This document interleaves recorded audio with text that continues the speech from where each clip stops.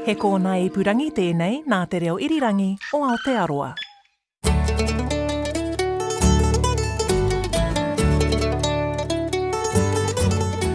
No mai, whakaronga mai ki te Aotai whenua. Welcome to Country Life. Ko Sally Rounder ho. Great to have your company. I'm Duncan Smith. Today, we visit a commune in Golden Bay that's still going strong after 50 years. We have a roundup of the week's news from the primary sector. And later, we find out what it takes to produce some of New Zealand's tastiest apples and what the apples of tomorrow will look and taste like. But first, with the grape harvest about to hit its straps, Cosmo Kentish Barnes is with consultant viticulturalist Nick Gill at a Waipara Valley vineyard. So we're in the high-wire trellis system block at Greystone Wines, and what's a little bit unusual about this block is you can see the grapes are at a head level, so the line of grapes is like 6 foot, 1.8 metres up, and what that means is we're able to graze sheep in here at any time of year to manage the undervine and the mid-row and so forth, and it's been a great development that the vineyard team have been working on for a few years. So basically there's no leaf on the vines until about, 800 mils? Yeah, so if the sheep can reach it, they can basically eat it, which means they're taking care of the vine strip weed control, which in the organic system we've got traditionally we would have used cultivation, and then in the mid-row we would have used mowing with tractors, and then we would have used trimmers on tractors to remove the side shoots, and we would also use people to remove the water shoots. Yep. So all those operations are now being taken care of by our woolly friends. And there's heaps of tucker in here at the moment. There is. We started off in such a dry, hot season. We were ready for drought. Here we go, get all the irrigation ready, and then someone flicked a different switch in late November, and now we've got almost too much feed in here, to be honest, and it is quite muggy, but no doubt it'll change again, but the fruit's ripening really quickly, and it's clean and well along, so that's fine. Yes, you've got a good crop of grapes in this vineyard here. Yeah, I actually think this high wire block is, as it's getting established on the wire, it's beginning to consistently show some of their best crops in the vineyard. I think there's a couple of reasons for that. I think the soil's probably getting quite healthy. We're planning to be able to sort of quantify that in the future. We're not doing as many tractor passes, we're not compacting the soil. We've got the nutrient cycling with the help of the sheep and so forth, but also having the grapes up high, they're a little bit more resistant to frost damage, because every metre you get up, you get another degree of frost resistance basically, or temperature.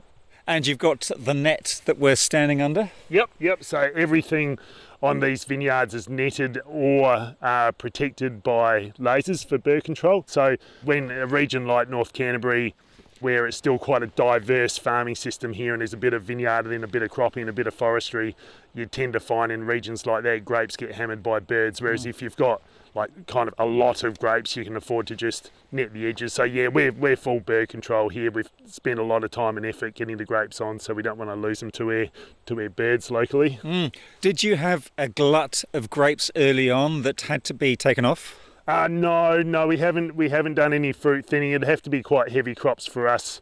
So we do a little bit of quality thinning, which is where you've got what's called second set, which you get your primary fruit setting, and then a few weeks after that there's always a few later flowers that set, and those bunches are usually referred to as second set or green crop, and we've cut them off. But in terms of wholesale thinning, not required. Unfortunately, we're not generally in the position in North Canterbury to have to reduce our crops. We're usually doing everything we can to optimise them, yeah. So what variety of grapes are these here? So we're actually standing in Riesling at the moment. Riesling as a variety is fairly late ripening. And so when do the first grapes here start getting harvested? The winemaker and vineyard team are picking that we're beginning around about the middle of March, maybe the 14th, 15th of March. We've got the North Canterbury Wine and Food Festival locally on Sunday, so usually 7 to 10 days after that harvest begins with the early varieties like Pinot Noir. We've got the international winery interns are coming in, which is always really fun. We've got people coming from, France, Germany, Italy, Australia, and they bring sort of this enthusiasm and energy in just as you need to get ready to go, so that's a lot of fun. Yes. Now, on a slightly different topic, a couple of weeks ago here at the vineyard, there was a soil festival. Yeah. Tell me about that. Yeah, so we had a festival here called Underground, which is the inaugural soil festival for New Zealand. So we had around about 300 attendees and 42 speakers from both here and overseas. And it was just overwhelmingly positive feedback. We've had Nicole Masters, who's a Kiwi, an amazing soil ecologist. Well, she's an icon, isn't she? Yeah, now based in Montana. It's really interesting. Like, she got in a soil pit, and you're expecting her to talk about protozoa and nematodes, and she proceeds to talk about mindset and adaptive capability and that sort of stuff. And she explained that mostly she's spending her time now when she's talking to farmers, talking about how can you adapt to change, how can you cope with rapid changing conditions, how can you trial things safely, how can you build a community around you, and what farmers sort of call the top 6 inches, like how do you use your brain to keep farming, farm well, look after yourself, look after the people in the communities around you. Who were the attendees here? So we had attendees from across the farming sector in New Zealand. We had conventional dairy, organic dairy, we had beef and sheep farms. This is from the top of the North Island right down to the bottom of the South Island. So farmers who are really interested in soil health and also producing healthy food and fibre. Simon Osborne, who was on the organising committee, bought a drum of his beautiful biologically farmed barley, and then the local brewery, Brew Moon, malted it and made it into beer. So we had your own beer here too. We had our own beer. Had regenerative beer, like with every sip it makes you better. So that was pretty cool. So I met people that I'd never met.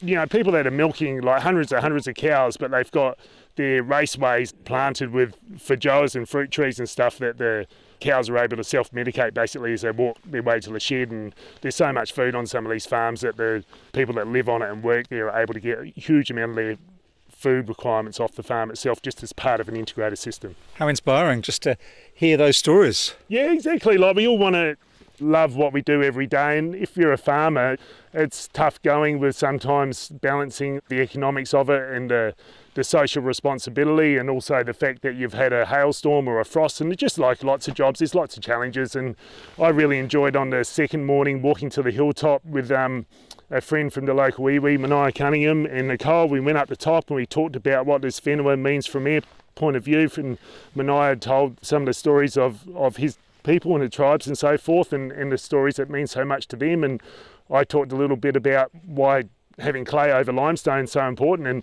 Nicole talked a little bit about landforms and what you can fill. And then she had a great idea. She said, on the way down, because we walked up to this great big hilltop, on the way down, how about nobody talks?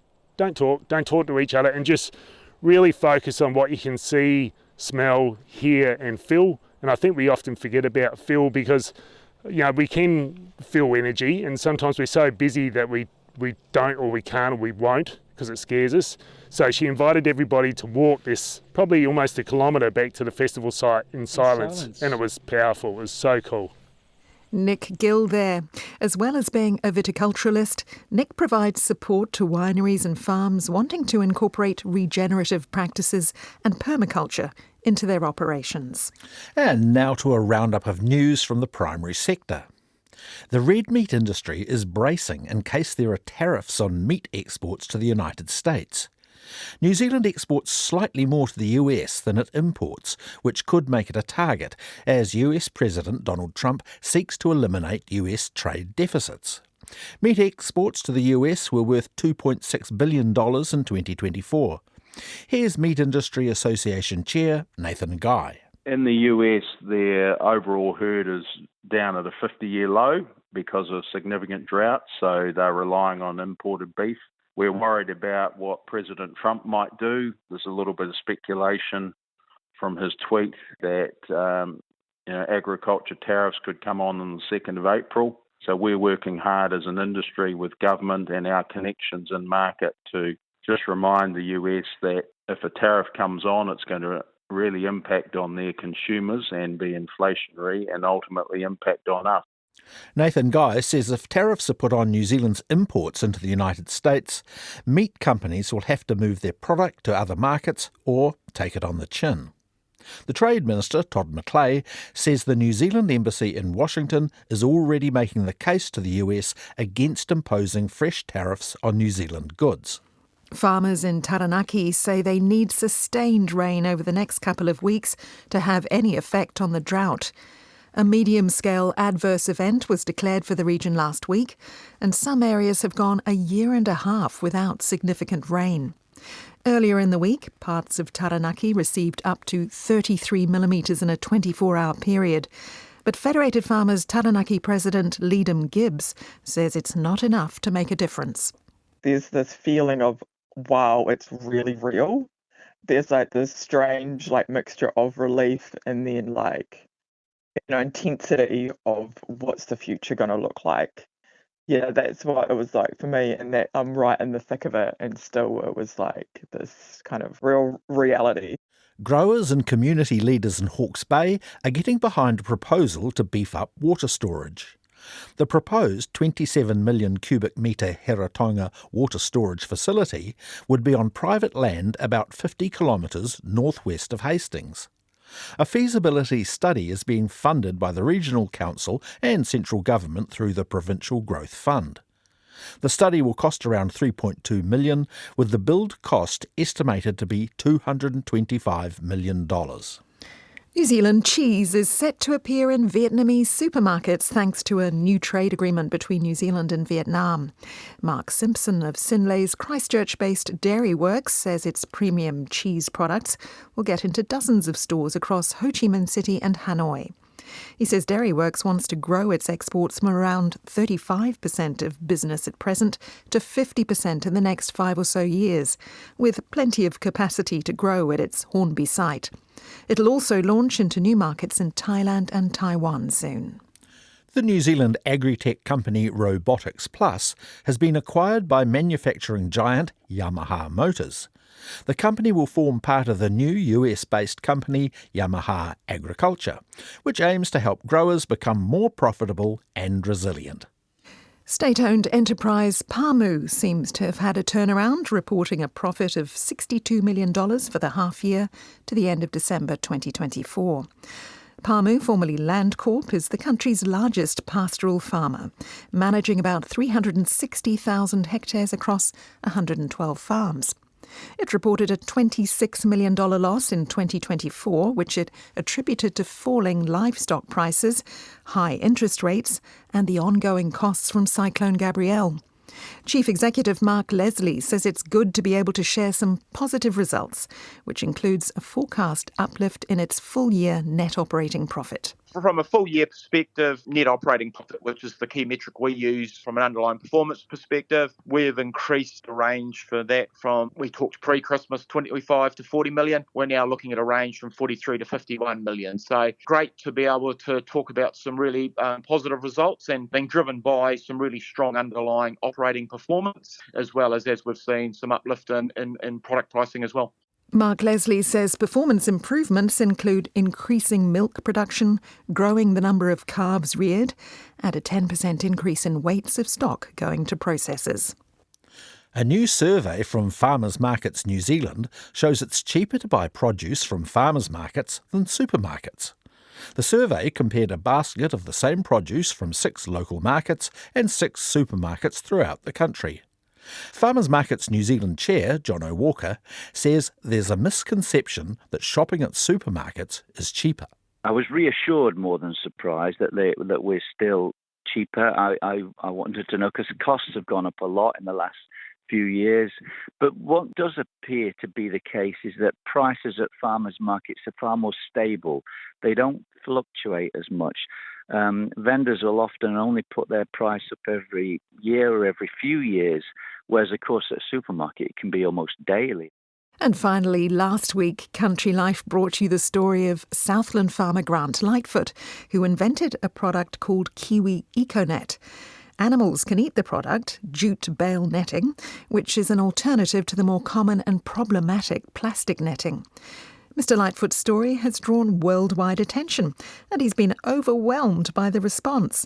His phone and inbox are being flooded with messages and queries. Like I said, I've been doing this for 5 years now, just about, and I can guarantee it works. It does. It works 100% on baleage. It's just my phone and my emails are just not stopped constantly. All over the world, I had from midnight last night till 6 o'clock this morning, there was over 14 emails in my emails from people from Texas and America just inquiring about it as well and wanting it. One guy wants a shipping container already. It's mind-blowing. It's pretty emotional. Grant Lightfoot says it's still too early to tell what the overseas interest will mean for the business, but the first few shipments of product have arrived in New Zealand. This is Country Life on RNZ National 101 FM. Now we're heading to one of Aotearoa's longest-running alternative communities. Rainbow Valley is located on regenerating whenua at the end of a winding gravel road near Takaka in Golden Bay. Cosmo's out and about in the rain with long-term resident Robert Jenkins. There used to be a gold rush here, in 1858. There were 200 people living here. Oh, so there was a township? No, just a very brief, what they compared in the newspapers at the time to a railway encampment. Hello, son. You going to come and say hello? Hello, son. Short for Cassandra. When I came here, I was into horses, and I was able almost immediately to keep several horses here and take an interest. I was able to run sheep and kill sheep, which I knew how to do because I had worked on a sheep farm, and divide the meat among the people here, and it was affordable here. Yes. What is the history behind the Rainbow Valley Intentional Community? How did it start? Well, in 74 when this community was founded, I might have been 22, 23. And at that time we had the idea that runaway capitalism and consumerism, industrialisation was not good for the planet, and that people needed to try to live in a different way. We perceived that it might be even more enjoyable to live in a different way where you didn't have a 9-to-5 job and a mortgage, and that people could support one another by living communally, and rather than owning private property and profiting from the sale of that, they could all own things together, which would make them a lot more affordable. And also makes it much less likely that anybody is going to profit personally from the sale of anything. I mean, we've got 25 acres on this side of the river, well over 100 acres in all. Also, you've got quite a bit of land. Yeah, and this is the paddock where I've recently established, with a lot of community support, quite a large wetlands area because it was muddy ground and we didn't want the cattle getting into the mud and, polluting the streams. Yes. So what have you planted so far? A lot of harakeke. We must have got 40 fans at least out of just one bunch of harakeke beside my house. And it looks like it's all taken. Yeah. And the karnika, well, you might see karnika over there beyond the buttercup in the woodlot along the far edge of our farm. Can you see? Yes, I can. Yep. So that was all seeding. So we went and dug up that. But then we got help from Streamcare New Zealand, I think Fonterra and the government helped to subsidise our purchase of seedlings from a nursery. So the Pittosporum, the Putuputaweta, the Aki, there's Rimu and Kahakatea, quite a lot of Kahakatea. Anyway, it's all coming away and looking lovely, and I hope to see it not only protect the purity of our water, but also eventually become a part of a lot of native plantings here. I don't know if you've noticed the tui flying over and things like that. I did actually, yes. And beyond the wetlands, we can hear the river. Yeah, that's right. The mighty Anatoki comes rolling down, crosses the valley from that side to that side, and then on down. And you've just followed it up here in your car, haven't you, up the bushy gorge? Yeah, it was quite slippery in this rain. We've probably known it worse. In fact, we had no road at all there about, what was it now, a year and a half ago, and we had to do our groceries for a 3-kilometre walk with wheelbarrows because we had cars on each side but no way to take a car through the middle. Is that because the road got washed out? The road was washed out from underneath and landslips fell on it from above. Just a heavy rain, unusually heavy rain. Now looking around us, the hills are covered in beautiful native bush. They are. But where you're looking up there, that was all sheep farming land, and they had planted gorse, believe it or not, as a seasonal feed for the sheep. They used to, was matchstick farming, they used to burn the gorse off every 1 or 2 years, and the new emerging gorse was palatable to sheep. That was farmed for probably 50 years like that. When the hippies bought it, they simply, no more farming, no more burning, and so everything you see up there has just come back from gorse in the last 50 years, and we're going to celebrate our 50th birthday this year, so that's when the community was founded, 74. A long time ago, and it's been going strong ever since, I guess. Or have there been ups and downs? Community living is a challenge, obviously, and this community has got one of the most stable populations I know of, or the most stable population. I'd say half our adult members now still have been here since the 70s. Near enough. Gosh, and how many people live here permanently? I did a count, and we've got about 18 or 19 adults at the moment, and then there's 3, 6, 7 children, of whom all but one are under 5. So we do feel we have a new generation of children, and it's wonderful. Yes. How do people join this community? Do they have to do a trial first? The system that evolved was that people had to come here and stay here for at least 3 months if they wanted to stay here long term. And until they'd been here 3 months, they weren't even allowed to ask for permanent residence here. And when they did ask, it was understood that they would then need to buy shares at a very reasonable price and provide themselves with a home, whether by buying one that someone else had built or by building their own. But they couldn't be accepted as future co-owners until they'd been here for another 12 months. So they had what you'd call at least a 15-month waiting period. So has this system changed over the years? Yes, under the new system that we're developing, we still want the shares, the share packets, which are all equal packets, to be associated with the houses, but we don't want to keep issuing more shares, because if you just keep issuing more shares and then people move away with their shares, you may find eventually that outside owners are going to come in and take over. Yes. So you have to be quite careful that the people who do come here are committed to your philosophies and to staying here long term. Yes, but the people who have a commitment here do not have to be legal owners as they used to be. And do people work off the property? How does it work? Well, they mostly do. I'm retired now, but I still work on the property. Because there's a farm here, of course. But yes, my daughter lives here with her 3 children and her husband, who's a builder, and he goes out and works 5 days a week. And there's another bloke, Tom, who helps with the farm, and he works too in town. And so, yes, people work until they have some other income like government super. Look at these ornate doors. Well, that's Gregor's for breakfast. Hello, Annie. I've just brought Cosmo in to say hello. Hello. And why did you come here many years ago? Many years ago. Look, why? Look, I don't know why. It's just because I was, when you're young, you just sort of you take a chance, That's about it, really. Anne and I have known each other since she was 16. She and I and another friend went to Jerusalem, the commune on the Wanganui River, founded by James K. Baxter, which I may say had a terrible press at the time. I was 18, and Anne's mother said, "Do you want to go, Anne?" And Anne said, "Yes, I do." And she said, "All right then, off you go." And you've never looked back? No, well, that's right. And she stayed in a kibbutz when she was in Israel. I think she was interested in doing things with groups of people, but who am I to talk for Anne? There's a lot to say. Yeah. Oh, nice to meet you. Take care. You. Bye. Right, out into the rain again. Yeah. And off to meet Kahu, who manages the farm, is that right?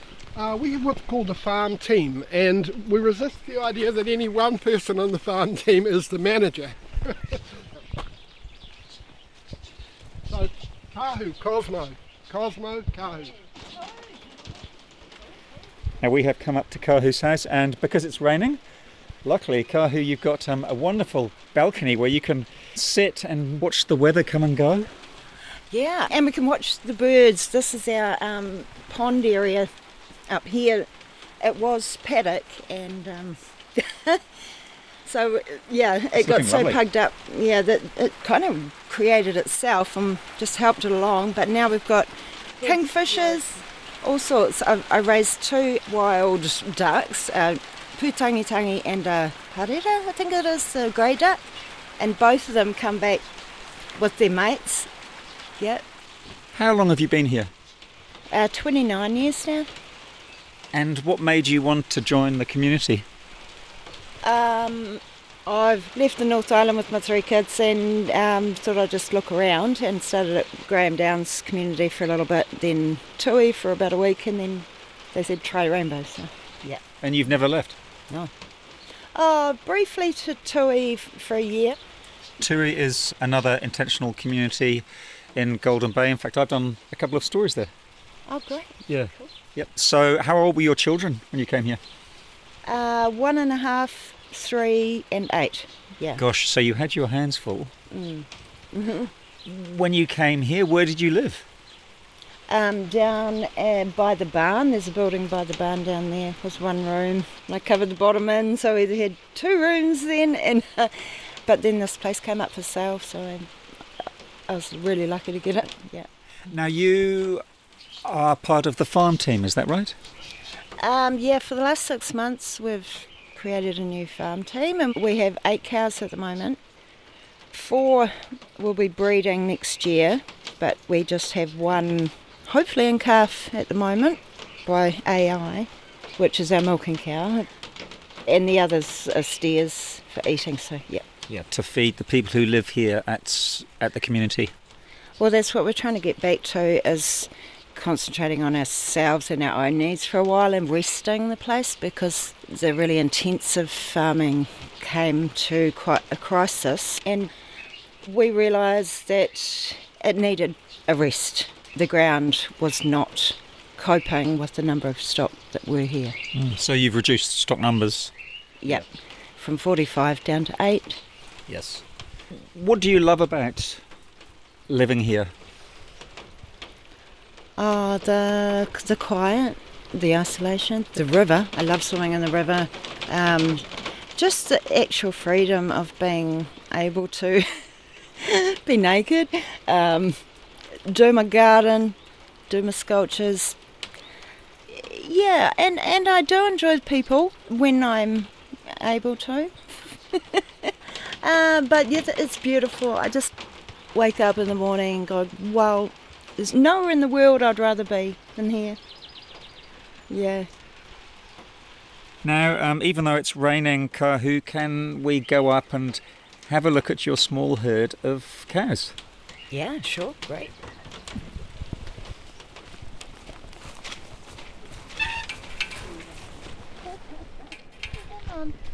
You've got some kuni pigs here, and I'm giving one of them a wee scratch now.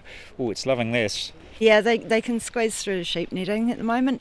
As soon as they get big enough, they won't be able to anymore. Yeah, how many have you got? 4 little piglets at the moment, and a mum and dad. Now, Go up to that gate, there's a great view from up there. we've come into one of the stock paddocks, and the cattle up there are taking refuge under some of the trees. Yeah, in front of us is Django. He's our steer for eating next year. I've called the little black one here Tako. Bristol's up behind him, and her little calf Marama. And the Hereford's the last of the last stock that will be eating her next year.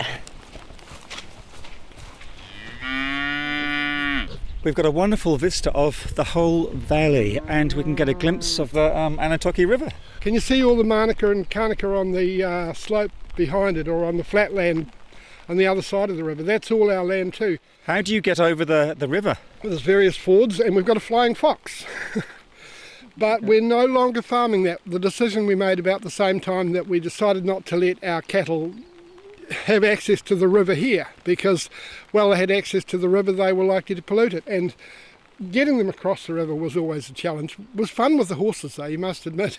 Yeah, me and Robert used to take them over on horseback. I'll tell you what, getting across the river on a horse, it's the best way to do it.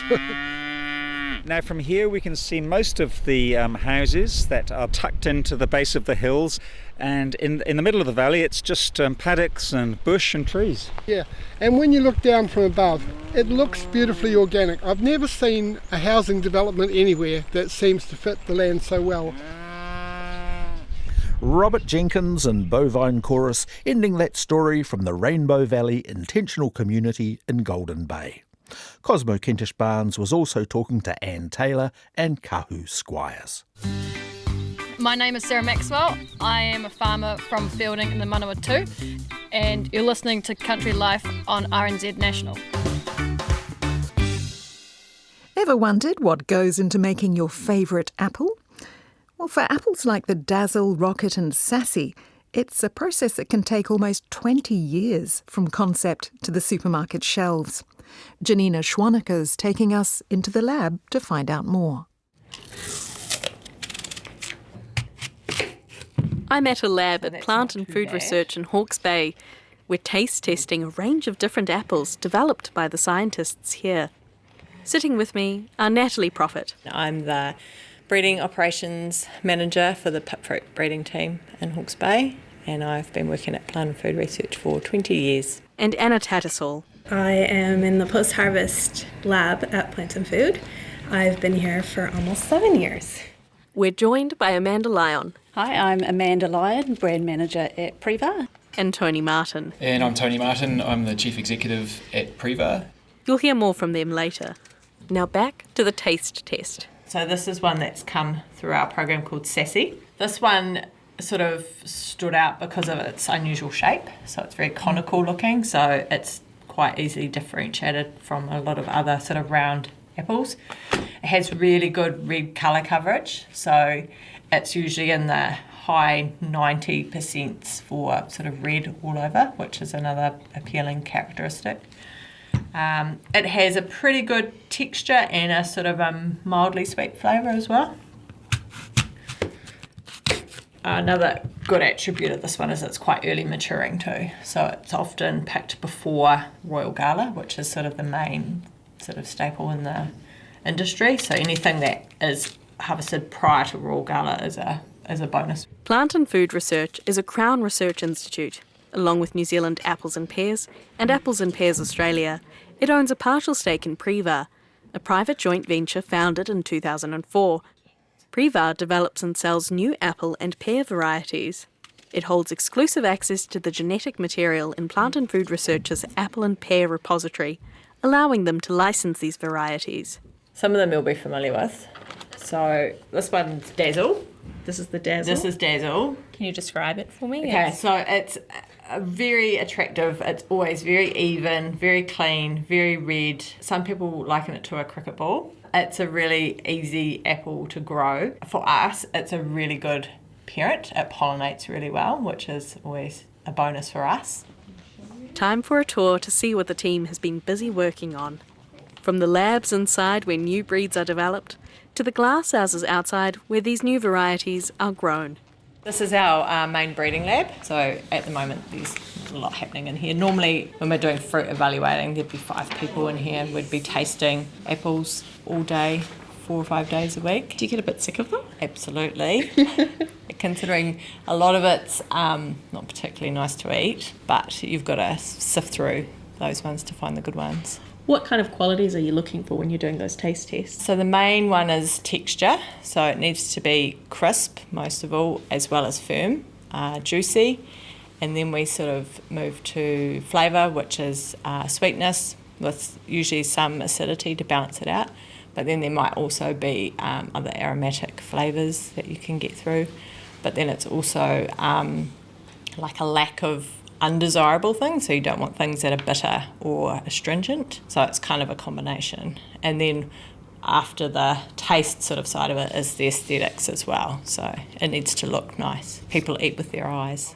The Plant and Food Research team cross-pollinate 10 to 100 pairs of parent plants, creating thousands of seeds to be planted in the glasshouse next season. Up to 12,000 seedlings are then transferred to the nursery, some of which will later be grafted onto rootstock. So these are all pollens that we've collected over the years, and we keep them because sometimes like I said, the father may not flower before the mother, so we can use frozen pollen out of the freezer. How long can they survive? We've used pollen that could be 4, 5, 6, 7 years old. We test it before we use it to make sure it's still viable. Because we're not storing it in any particular way, it's just in the freezer basically. So I'll just get one of these out, I can show you. I love this, and I can chuck this one away because this is just Galaxy.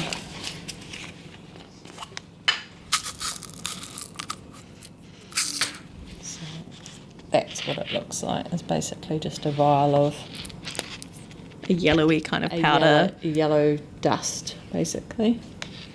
Wow. Does it have a smell as well? Not really. No. Apple pollen doesn't. Pear pollen is quite smelly. It's quite fragrant. Yeah, it has quite a pungent smell to it. And these kind of crystals in the... This is just silica gel, so basically it's just to keep the moisture out of it, because any moisture that gets into the pollen will stop it from being viable. So that's why you can't pollinate in the rain either. It has to be dry. So we can leave that there, and I'll take you out to the glasshouse. The seedlings are transferred to the greenhouse to grow. Misters and temperature controls inside create the perfect growing environment. Over the next few years, they're monitored and screened for further trials. It might not be until 15 years later that the first fruits might be tested with consumers. So this is what we call basically our fast growth room. So all the small ones, or some that our scientists is particularly interested in, what we do is we pot these up individually, we grow them up on strings, and we have the room quite hot and quite humid because apples will grow naturally quite well in the heat. And what we aim to do is to get them to over 2 metres high by the end of the summer. So they grow up the strings, and we basically pinch out the little lateral shoots so that they keep growing upwards, a bit like what you do on tomatoes. The aim is, because at 1.7 metres roughly, an apple wood will go from being, the buds move from being vegetative to fruiting. So it's like they go from a juvenile phase to a mature fruiting phase over about 1.7 metres. So if we can grow them up to 2 metres, we know if we take that top piece of wood in the winter and graft it, then that will be more mature fruiting wood, and we basically have taken a year out of the system. So they haven't had to go into our nursery for, losing 12 months. So we're gaining 12 months in the system to do it. The only problem is it's quite labour intensive and we only have a limited amount of space. So we can basically only fit 2,000 plants in here. So we choose which 2,000 we want to do the fast growth for. And I suppose it's that, wanting to get results faster. Yeah, it's trying to cut down that breeding cycle even faster. But it's just a small amount that we can do. This will be a weird question, but where do you get the soil and how do you choose what soil to do the growing in? It's just a basic cutting mix that we get from a local supplier. So he makes it up with a mixture of peat, potting mix, pumice, and then he puts a long-term slow-release fertiliser in it. He mixes it all up, delivers it in a big 1-tonne bag, and we have a new potting machine which we recently bought a couple of years ago, which has improved our efficiency of potting. We used to do it all by hand previous to that. Oh my gosh. And it used to take weeks, but now we've got the potting machine. It's sped it up probably by about 30 or 40%, so it's been a really good improvement. So one of my team members, she looks after these all through the summer. She has to spray them so that because obviously being quite humid, they're quite susceptible to disease in here, and pinch out the laterals, keep the irrigation up to them, and basically just make sure that they grow well through the summer. But within the end of January, you'd come back in here and these will be sort of over your head, above my head. Wow. Yeah. Gosh, goes quickly. Yeah. So basically anything that's shown promise in stage 1 and then stage 2, it can be nominated for stage 3, and we collect some wood and we pass it over to our what we call physiology team, and they graft up more trees and they do more intensive sort of look at the trees in the orchard in terms of cropping and the way that the tree can be grown. So it's more of a grower focused kind of testing, and that's what these are. So they've been grafted in August or September, and they will grow the trees on, and then they'll be planted out in the orchard next winter. When would you expect these to crop? So they will get planted out next winter, and then they will go into the nursery for a year. So then the following winter, so that's another 12 months, so that's 2026, they'll get lifted and planted into the orchard trial itself. Gotcha. And then they won't fruit for another year to 2 years after that. So we won't be looking at the fruit on these for probably at least 4 to 5 years. Slow go. Slow go. That's why I've been here 20 years. Got to wait to actually see reap any of the rewards of your work, basically.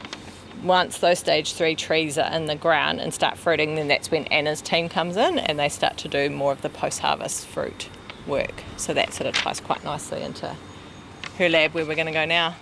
Varieties that show promise are progressed through to the next stage. Automation and technological advances have helped speed up the growing process. Even still, it's a slow process.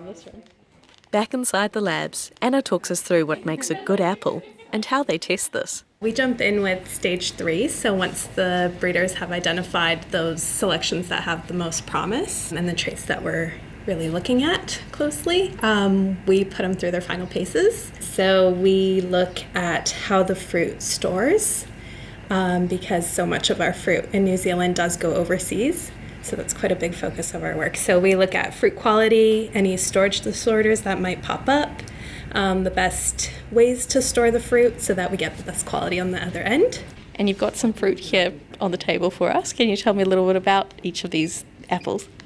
Yep, so we have two in front of us. The first that listeners might be familiar with is Rocket, so it's quite a small snack apple. And the second one is Lemonade, which is a yellow fruit, a little more tart, I'd say. Looking at these two apples, Rocket, I know myself, I've tried, it's delicious. How many years' work do they represent, having a final finished product here for people to eat? From the start to finish, it can be 15 years or so or more. It's a long time. Quality testing isn't just left to people. There's plenty of high-tech gear to help assess an apple's taste, sugar content, and even firmness. Their work today will be the apples we enjoy in 20 years' time. Some of the measurements that we make are on the firmness of the fruit. So this is a gust penetrometer. So it's got a probe that will dip into the fruit and give us a value for that firmness. I was imagining it's, people are guessing and giving their personal notes and you'll compare. So there's technology to make these exact measurements. It does start with a lot of tasting, especially with the breeders, before they identify ones that are of interest. But once it gets down to more of the detail of how we're storing it and how well it holds up in storage, we do collect a lot of numbers. So here's what the penetrometer sounds like. And then next to the firmness, we also measure the sugar content of the juice that's squeezed out.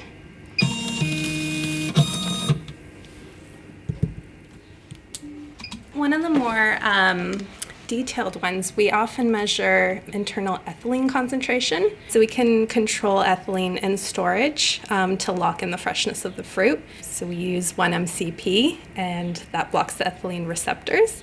But we'll take a gas sample from the core of the fruit to see how well those treatments work and whether the fruit is continuing to ripen or if we've been able to slow that down. So we run a gas sample on a gas chromatography machine. So that's probably one of the more scientific measurements we take.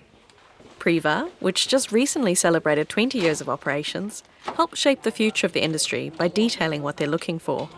Tony and Amanda share some of their thoughts on how the apples of tomorrow will look, and most importantly, what they'll taste like. Yeah, well, the industry is very dynamic, I would say, in that around the world, the total size of the industry is about 100 billion New Zealand dollars, so it's quite big when you think about apple industry. And when we think about fruit bowls all around the world, there's not too many countries in the world where apples don't make up a part of a fruit bowl. The New Zealand industry exports about $1 billion worth of apples, so we're about 1% of the global market. But New Zealand has been able to make a real name for itself in terms of quality of our produce and the ability to produce at a greater level, high productivity. So those types of things are really important when we look at the sustainable economic returns to growers for New Zealand. But the thing that is always changing, consumer taste profiles. So while we still have a lot of the traditional apple varieties around, such as Granny Smith, that have been around for a long period of time, you will find so many different apple varieties available now in the global marketplace.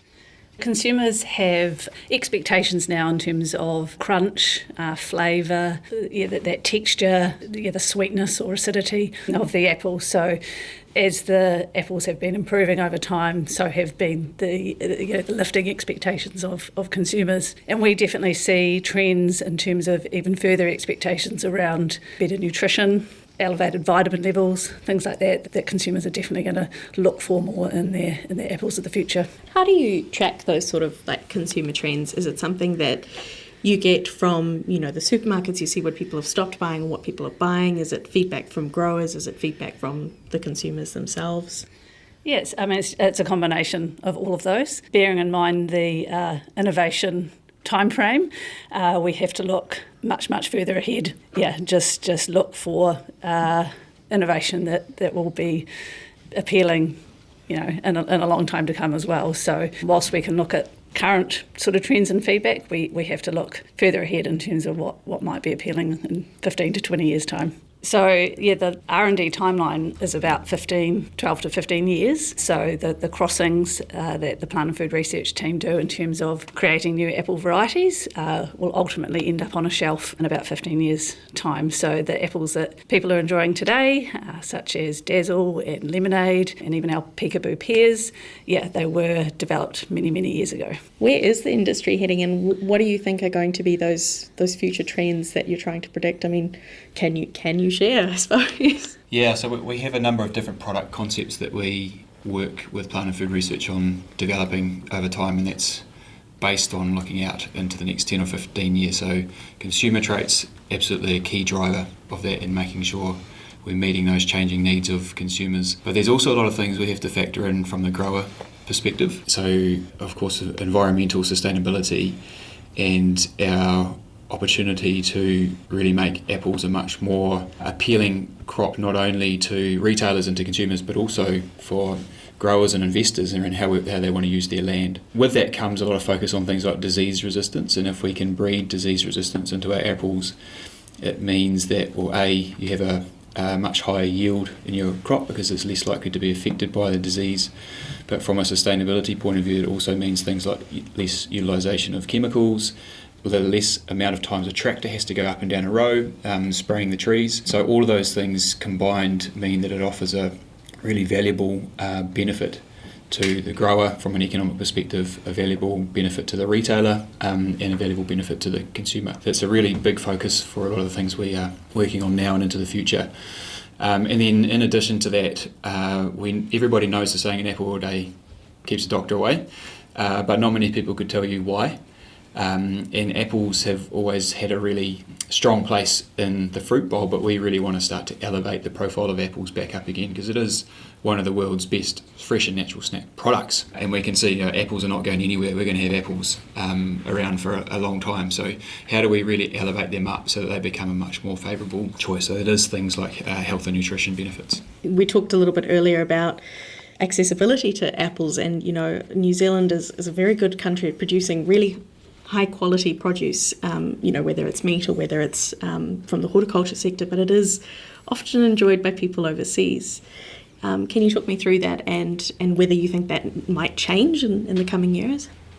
We'd love more Kiwis to be able to taste the very best of our apple selections that we breed and that our growers grow. Because of the fact that New Zealand is only a small producer in the world supply chain, we can't grow enough apples to satisfy the demand for our customers in Asia, and that's why most of our growers will focus their export crops on shipping product from New Zealand. But I think the more that we get into some of these newer types of apples, newer types of selections, and we really bring innovation into the category, then there's many more opportunities to make those products available to New Zealand as well, not just because they taste good and they look good, but also from a health and wellbeing perspective. We really believe that people need to be eating fresh produce as part of their diets. I think that there'll be a real push and pull element to that we will want to give those opportunities to New Zealand consumers to taste the products, and I also think consumers will be demanding them from their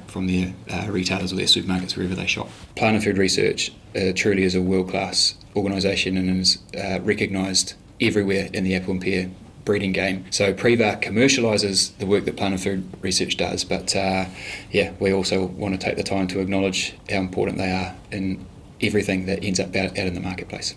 Tony Martin and Amanda Lyon from the joint venture Priva. They were speaking to producer Janina Schwaneke in Hawke's Bay. She also spoke with Natalie Profit and Anna Tattersall from the Plant and Food Research team. That's it for this episode of Country Life.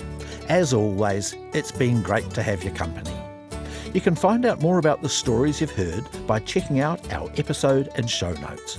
Do keep sending your feedback to country@rnz.co.nz. We'd hate for you to miss an episode of Country Life. To get every episode free to your phone, click follow on your app.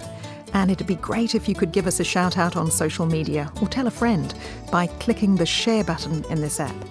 In the field today were Cosmo Kentish-Barnes and Janina Schwaneke. Until next time, from me, Sally Round. And me, Duncan Smith. Bye for now. Ka kite.